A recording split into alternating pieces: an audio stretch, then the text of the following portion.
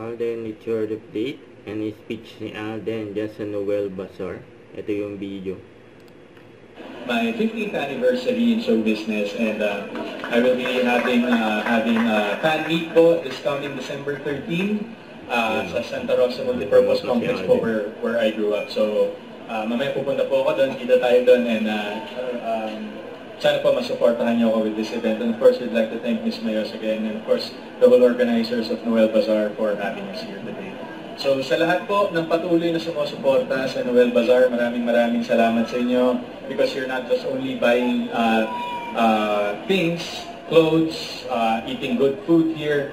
Actually, nakakatulong pa po tayo sa different kinds of foundation, of course. And sa dami po na nangyaring kalamidad sa atin, we need more events like this. We need more people to spearhead events where the main objective is to really help the people in need. And we need more people like you guys who's here today para matulungan po kaming maging successful ang mga ganitong klaseng events na nagagawa natin para sa community natin dito sa Pilipinas. So muli po, maraming salamat po. Thanks so much for inviting me, Ms. Mayos, and of course the whole Noel Bazaar. Congratulations po on a successful silver anniversary, and Merry Christmas po sa inyong lahat. Maraming salamat po. Ganda na sinabi niya Alden, no? Narinig niya yung kanta niya. Thank you so much. May pakandang Bibig Tanglaw dito sa likod.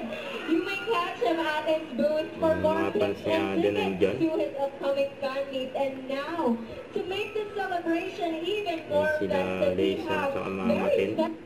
Don't forget to subscribe, click the notification bell for more updates. This is Victor the Action Live. Stay tuned for more videos. See ya.